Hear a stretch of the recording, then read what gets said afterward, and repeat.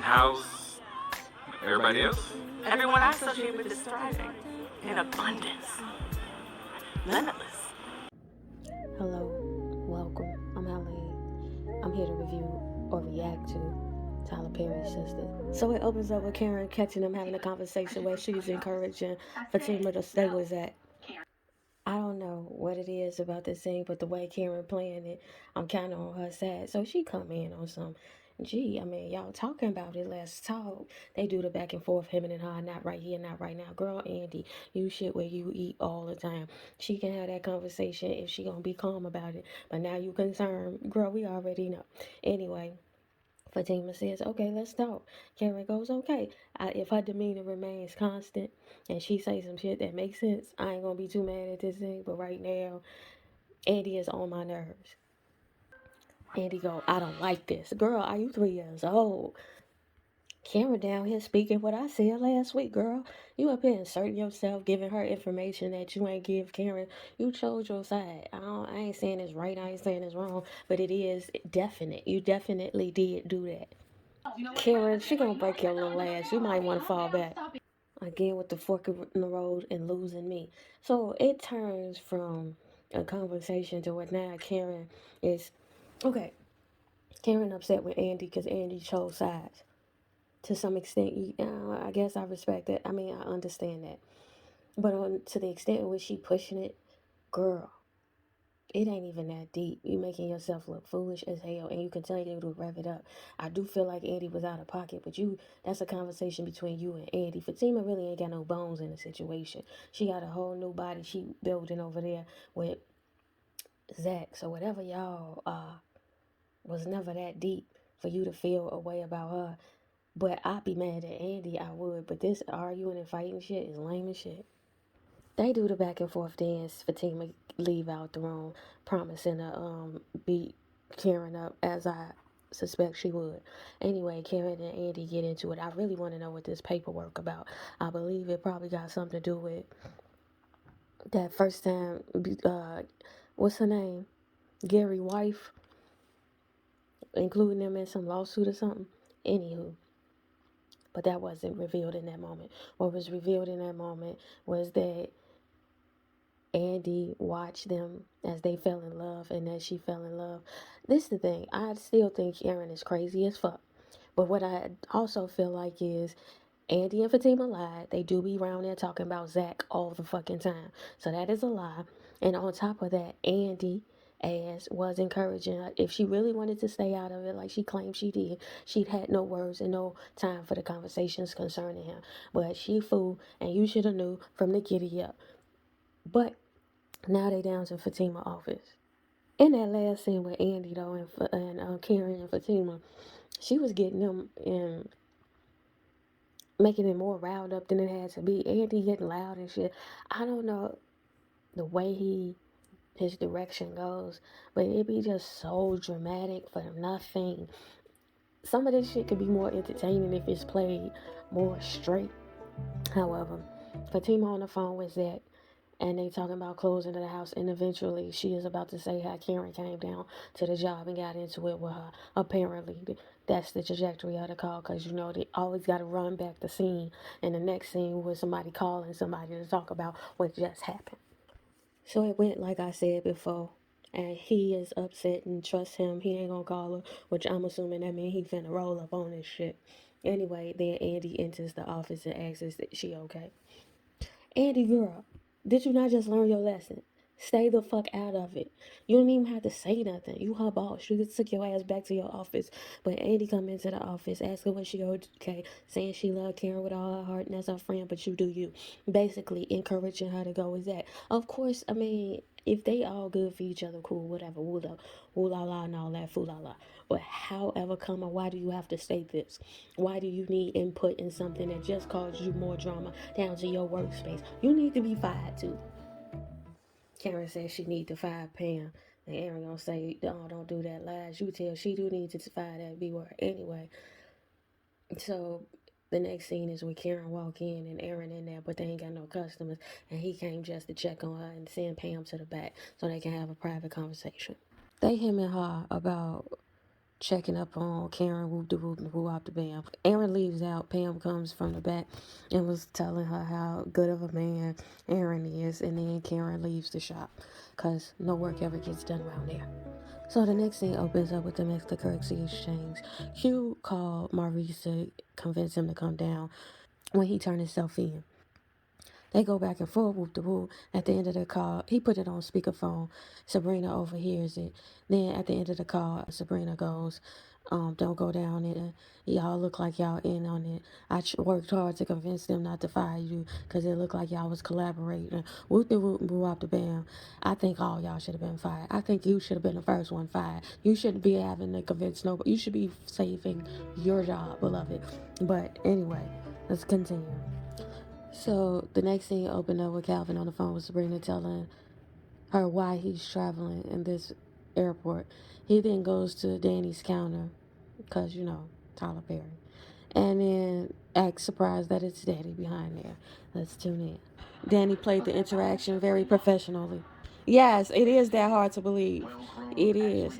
It's not about the respecting of women. See, this is what I get. Tyler Perry always. Okay, listen. He go back and forth with Danny. Danny keep it professional. Then he come back up to the counter and basically gets Danny to have the real conversation with him. Like, you don't like me. For some reason, Danny don't like. I thought we wasn't caring. I thought we didn't give a fuck, but apparently Danny cares enough because she think the nigga on the DL. And he like, is it so hard to believe like that a nigga like me can exist? And it's like, yeah, girl, you do seem like 10 years from now, if you do come out with a boyfriend, that we all gonna be looking at Sabrina like, girl. I mean, it's a gamble, is what I'm saying. You are a risk. All of the quirky things. I'm sure everybody says live your life out loud, be free, and all of those things. But there are some things that go along with that. And if your intuition is telling you something different, maybe it's something you should listen to. You know what I'm saying? Like this pretending like to see a man and okay, let's. I've been wanting to say this because we act like there aren't norms. An effect of culture is norms. That's how we know how to relate to each other. That's how we know we're in foreign spaces because their norms aren't our norms. In the paradigm of a heterosexual paradigm, there are certain things that are done to attract women. This nigga came to a heterosexual woman's house with lace panties on, not once, but twice. And all of heterosexual norms, where in a rubric can I, that is not what's consistent with the conditioning in this nation. Now, it may be another matrix where that is different. And the matrix may be changing where it becomes more normal with things like these shows. But the reality is how it has been consistently from time immemorial in the context of this matrix is that niggas don't wear panties, okay? And if they do, they kind of ease that thing up. Like, girl, there's an easing process to let you know these aren't what is aligned with norms. He takes a random dildo that was on the floor in her home and encourages her to shove it up her ass. Even though I felt like if you felt uncomfortable, Sabrina, you should have jumped up and been like, you know what, I'm not cool with this. And that's another thing, sitting and laying for shit you ain't cool for just cuz. And he getting his rocks off apparently because he has no shame. And it, to the extent that he has no shame, you should have no shame in saying, listen, I don't want that. Let me get on up. But whatever. And then this nigga is kissing niggas in the mouth. And what heterosexual paradigm in the United States of America has that been consistent with norms? It has not. Thusly, if it does come out in the future that you are, with this shit, we gonna, in real life, we will look at the woman. I've witnessed Oprah shows where they discuss this topic. And I recall how Terry McMillan, and for as much as everybody was saying Terry McMillan was wrong for the way she came about it, it's true. If everybody kept asking her, you sure you didn't know he was? I mean, girl, you ain't have a clue what he was doing, didn't give you any, inclinations that, right? So take this character on this show. in fictitious life. Danny has a point. If 10 years from now you talking about I want to leave you for a man, we gonna be looking like Sabrina. I mean, girl, are you really shocked? Right? Because it didn't. Everything was suggesting otherwise from the norm. And I understand that there is this space where you should be free enough to express yourself in as so much that it does not harm anyone around you. Cool. But in expressing, I was just talking about this with my brother. In expressing yourself, the responsibility of your messaging is with you. There's a component in conversation or communication. There's the sender and the receiver.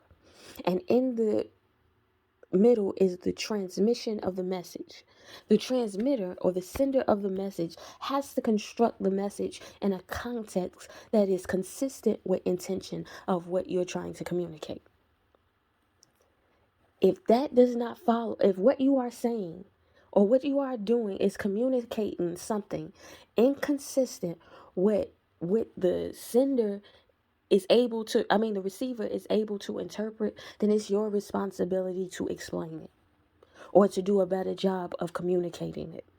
He does not do a good job of communicating his oddities. He throws it on you and then shames you for being taken aback that you walk around with your underwear on your head. It's just that foreign. It's not regular. Like the first question I would have asked him is, I mean, when did you find out you like wearing those? Second question, do you take yourself to department stores? I know department stores don't exist like that, but what section do you go in and when you clicking for those underoos? You get what I'm saying? Is that in someone's mails section? You get what, because there is labels. There is norms.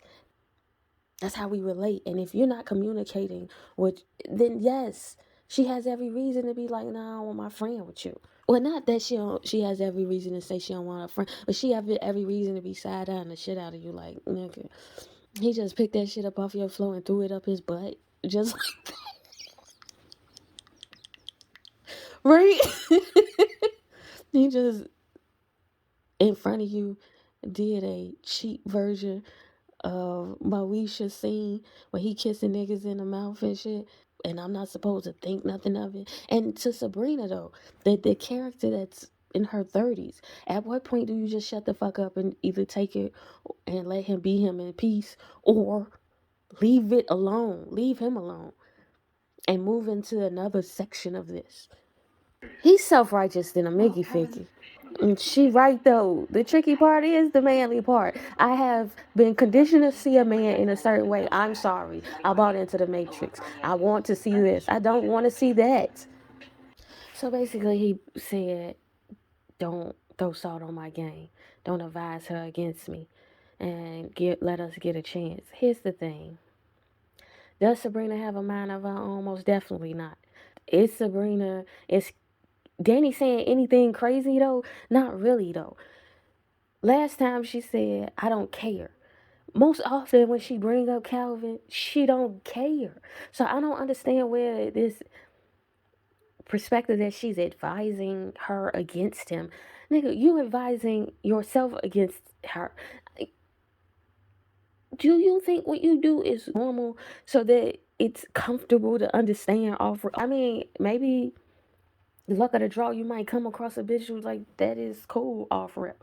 But 9 times out of 10, that is not cool off rip. Dude, you got lace panties on. You sticking random stuff from my floor up your booty. Take that with you when you leave. You kissing niggas in the mouth. You spinning and pirouetting, falling down. You do shit like that, and she not supposed to question you, beloved. I understand you walk to the beat of your own drums and it doesn't need an explanation, but sir, then get with somebody who it doesn't need an explanation to, because it's weird. We're not gonna pretend like shit ain't weird. We all gonna get got by the serial killer. I see it. We don't want to question. Nothing is up for debate. You can question things. Not to say it's right or wrong. It just might not align with your personal constitution, and that's cool. But you don't get to force you on me and then get mad at me when I don't like your shit. No, nigga. I don't want to see that. I don't want to see you with your t-shirt and your panties up like you were Digna Howard. Fuck out of here. So Sabrina called Maurice while he down in front of the police station waiting on Q, and then it posits this scheme that Q must have set it up because Calvin is out of town and he gone at the police station, so ain't nobody down at his house, so it's easy to steal from him. So Maurice rushed back to the house. Now we back down to Andy's job. So London Bridge is falling down, come around to Andy's office, and they basically discussed the other night. She don't want to do it no more. She did it because it was with him. He want her to be about that life. She want him to be gone. She thought he was gonna be in London. He then says, "Is that why you wanted to do it? Because you thought you was gonna do it and he'd be gone?" She said she did it because she wanted to. I'll call you. I'll be out. We'll do next scene. So in that very instance where she's talking to London Bridges leaves, Fatima come in and tell her that Gary here and Gary been watching her the whole time. So she go out there and talk to Gary. Girl. See, this is why I can't fuck with this show, because it's always a running treadmill of nothingness. No, it really was nobody. I'm not cheating on you. So Gary comes in and they had this conversation. Andy, Hemming, and Han. Gary say it was some old lady at the spa who he called. It was nobody he was cheating with. Tyler. When y'all set it up that Calvin was on meth, it'll make things make sense. Then no. Set it up that Gary drives himself into an accident and squeeze the life out of Andy. But no. It's like he don't know where he going with this. She put him out for the 50th time, 11th time, G. And he acting shocked, like, we was just about to get married. You really want me gone, back and forth. Yes, get out the house and move on in the storyline. That shit was corny as hell. Fatima come up and say the partners want Andy to get up out of this jam. And then Gary's like, you gonna play me like that? Fatima's like you played me by rolling you up to her apartment. Girl, he paid you. That wasn't playing you. That was paying you. Anyway, her and Andy go boy bye together. That shit corny. You can tell a non-woman is behind this pen. Now we back down to the courtesy exchange with Sabrina. So Sabrina get a call from Danny to talk about what just happened with Calvin. And Sabrina, in so many words, admitted that she ain't got a mind of her own. She basically said that. She go, Danny was like, Calvin read me in a nice nasty way. They go back and forth with that for like 50 minutes. She further explains that, yeah, he told me that you ain't got a mind of your own, and I'll be influencing you, and I'll be sabotaging him, and woo. And she was like, girl, but your comments do make me think about him differently. And it's like, girl, I mean, I am a little girl who can't have my own thoughts, and whatever you say goes in my life. Bless your heart, then. So Danny give her the okay to be with Calvin. Yeah, I'm tired of them asking her has she been smoking. Girl, this what she do. Stop doing that. You know who I am? Maurice come in his house and see Q sitting on his couch. He called 911. He says he ain't gonna go nowhere. Maurice say he know. Zach come down of Karen's salon. We doing that other scene again where she saying, tell me the way I need you to tell me that you don't love me no more. But that's a legit question. Is it because you paid you don't need this bitch to pay for her? Or you got a better bitch to pay for you? This is the point when he said she encourages me. Anyway, so Zach go back there. They had him and Han about the same old, same old. Tell me you don't love me. Tell me this. Tell me that. Zach, whoop de whoop. So Zach said, yeah, I love her. I'm in love with her. She said, love her more than me. He go, it's different. And then she encourages me and this and that. Here's the thing. And then Karen go, so I never encouraged you. I never. That's the thing. Give him 3 years with her. And even if in those 3 years, he is the man of good men, all good men. That was for her, because apparently, even with all your encouragement, it wasn't enough to not get treated like shit. For all him saving the day, outside of him taking that L when he took the knife, maybe it's another time he saved the day that I don't recall. But out of all of that, it really wasn't. So, girl, let it go. This shit is getting old. That's my point. Karen go, I never supported you on your failed ass businesses. I never gave you thousands of dollars while you was in and out of jail. I never, girl, all of this shit you bringing up is all the more reason to leave this nigga alone. He go, you done said some shit to me I just can't get over. And maybe that's the point of it all that he trying to write, that this relationship, it's toxic anyway. You ain't even have to write this. But the point of it all is that shenanigans is just some bells you can't unring when you say some things. But when you value your relationship, there's some places you just won't go. And apparently, Zach is over it, as Fatima should have been. I mean, not Fatima, Karen. Why I keep calling her Fatima? So when Karen called the ops on Zach for the credit card charges, that's when he was fed up. So Karen is a psycho at this point. Karen would look a mess, G. Okay. So Karen around here pregnant, and that's why she acting crazy like Tony off a girlfriend. Okay, so I give you that one, Tyler. I was not expecting Karen to say she was pregnant. Like, girl, no, nigga, I'm carrying your child. I'm going crazy. I get it now.